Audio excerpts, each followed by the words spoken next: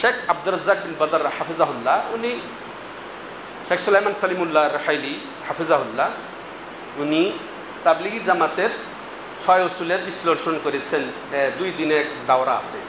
তাতে লিখেছে এদের মধ্যে 3 প্রকার তাওহিদি শেষ। তাওহিদ 3 প্রকার তোমরা জেনেছো, তাই না?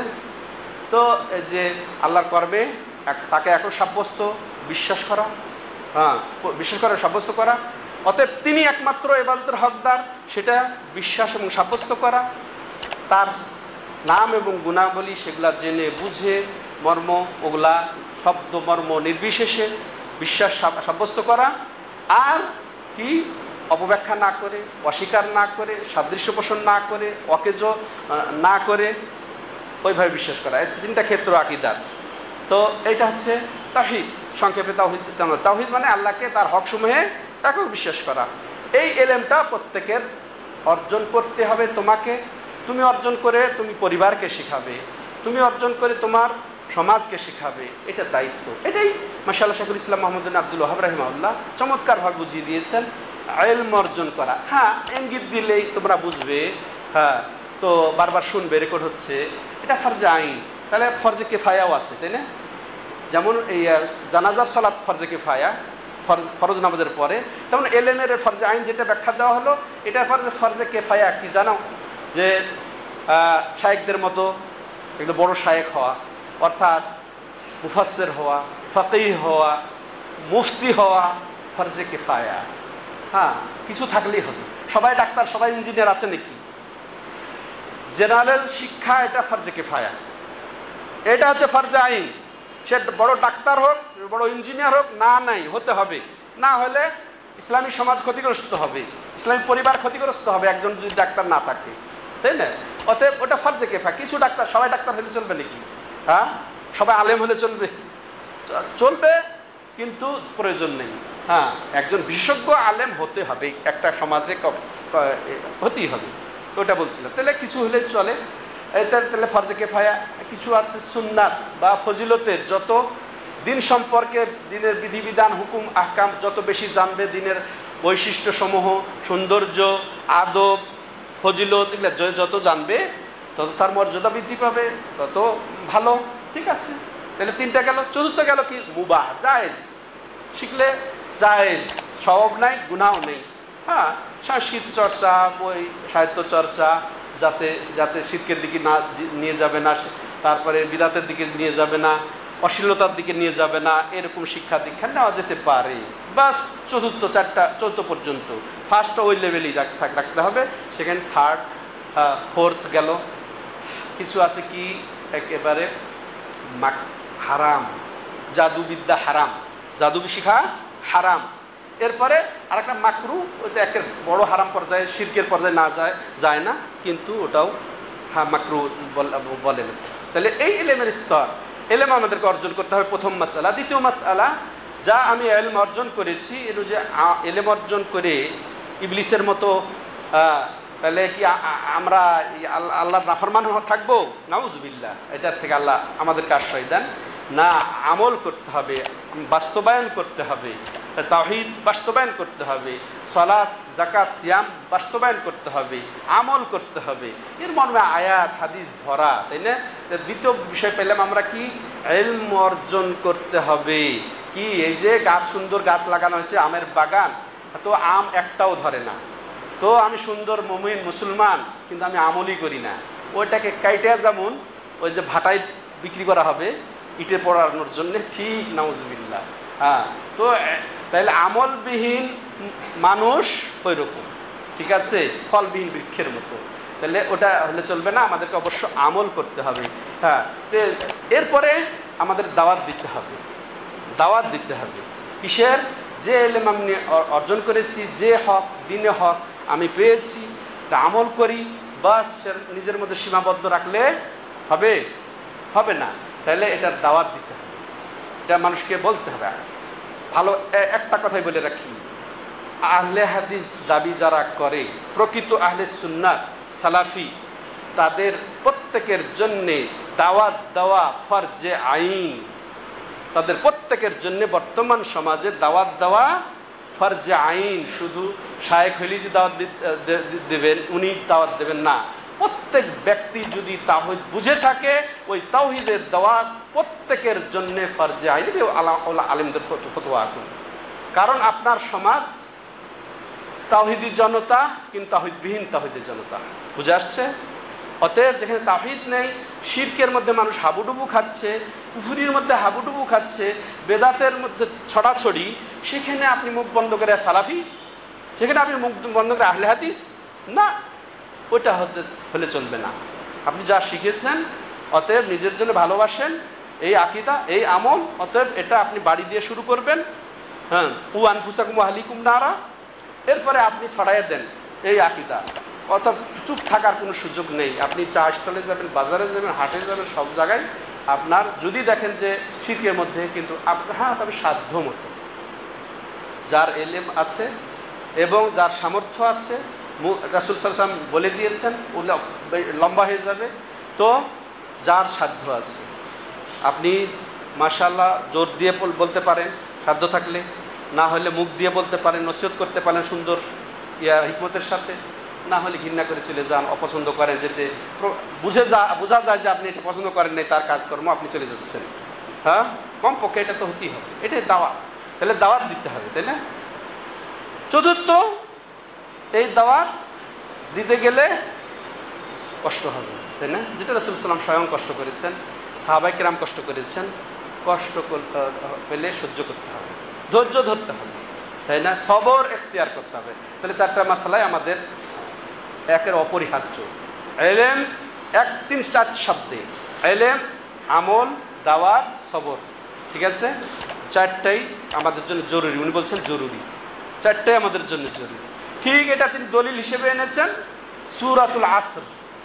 হ্যাঁ, সূরাতুল আসর সবার মুখস্থ, তাই না? এখানে সূরাতুল আসরে আল্লাহ রাব্বুল আলামিন সুন্দর করে বলেছেন যে বিসমিল্লাহির রহমানির রহিম, ওয়াল আসর ইন্নাল ইনসানা লাফি খুসর ইল্লাল্লাযীনা আমানু ওয়া আমিলুস সালিহাত ওয়া তাওয়াসাউ বিল হক ওয়া তাওয়াসাউ বিস সবর, যে সমস্ত মানুষ ক্ষতিগ্রস্ত। হ্যাঁ, ওয়াল আসর, আগে শপথ।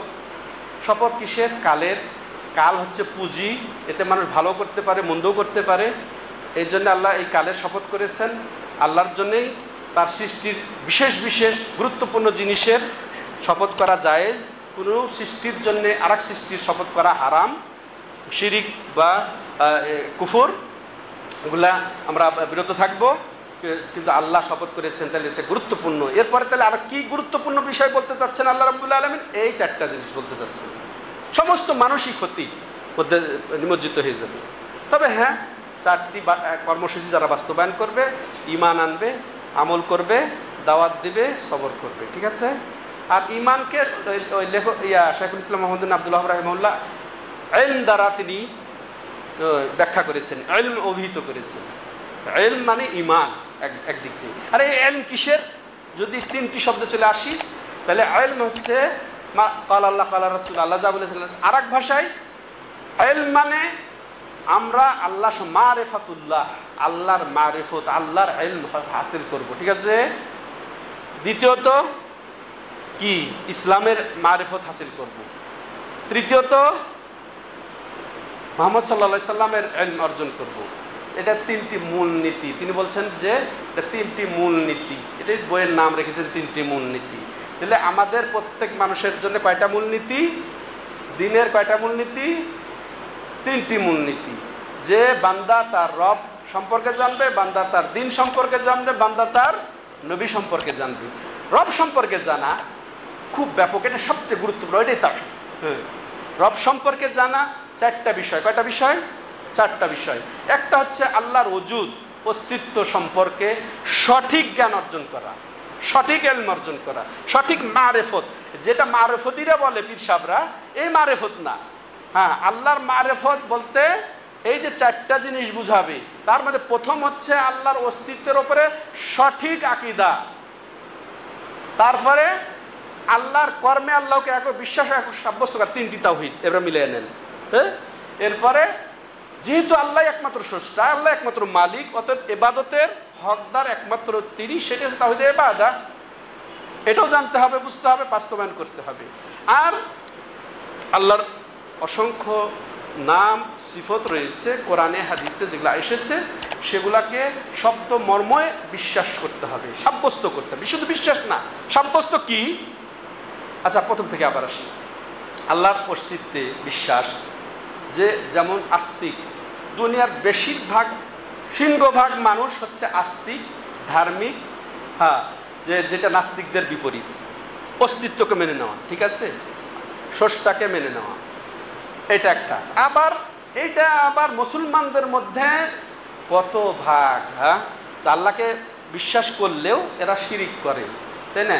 কিন্তু আল্লাহর জাত সম্পর্কেই তাদের ভুল ধারণা, তাদের ভ্রান্ত ধারণা কি? আল্লাহকে সব জায়গায় বিরাজমান বিশ্বাস না করলে তাদের ঈমান পূর্ণ হয় না বলে, এটা হচ্ছে কুফরি।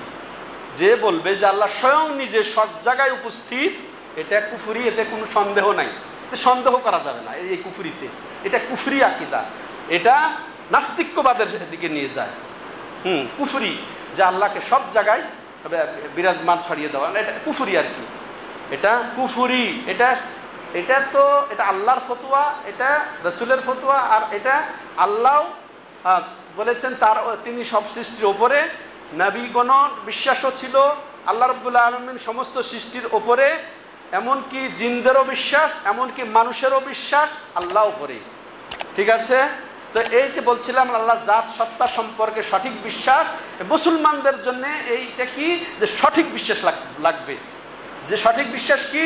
যে আল্লাহ স্বীয় সত্তায় স্বয়ং, সব কিছুর ওপরে আরশ, আরশ সবচেয়ে বড় সৃষ্টি, আরশের ওপরে তিনি আছেন, কিভাবে আছেন সেটার দিকে যাওয়া যায় না। যেহেতু আল্লাহ রাব্বুল আলামিন এটা বয়ান দেন নাই, রাসূলুল্লাহ সাল্লাল্লাহু আলাইহি ওয়াসাল্লাম বলেন নাই আমাদেরকে তিনি কিভাবে উপরে আছেন, ছিলেন, আছেন, থাকবেন।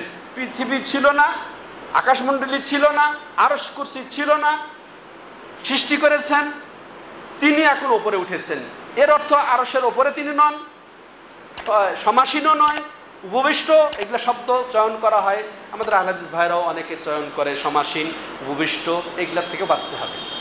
উপবিষ্ট, এই যে উপবিষ্ট হওয়া, বসাই, সমাসীন আসন গ্রহণ বুঝায়, এর থেকে পুত পবিত্র তিনি, তাই না? আল্লাহ ওপরে আছেন, বাস। ইস্তাওয়ার একেবারে খালেস অর্থ যেটা, যে আর রহমান আল্লাহ আরশি ইস্তাওয়া, রহমান হচ্ছেন আরশের ওপরে উন্নীত, আর উপরে আছেন, বাস। হ্যাঁ, বসা, সিংহাসনে আসন গ্রহণ, এগুলার থেকে মুক্ত তিনি। অথচ অনেকে মনে করে যে আরশের উপরে যেহেতু আছেন, আরশে আছেন, তাহলে আরশের মধ্যে আসীন, সমাসীন, এরকম শব্দ অর্থ আসা যায় না। এর থেকে তিনি পুত পবিত্র, এর থেকে তিনি আল্লাহ যে ওপরে আছেন, এটা কোরআন হাদিসের দলিল দিয়ে প্রমাণিত, যুক্তি দ্বারা প্রমাণিত, বাস্তবতার দ্বারা প্রমাণিত, ফিতরাত, সত্তাগত, যেটা আল্লাহর পক্ষ থেকে যে আকীদা, যে বিশ্বাস আসা যায়, যেটা কুল্লু মাউলুদিন ইউলাদু আলাল ফিতরা, তো ওইটা ফিতরাতে এসে যে আল্লাহ উপরে আছেন, এটা বলে থাকে।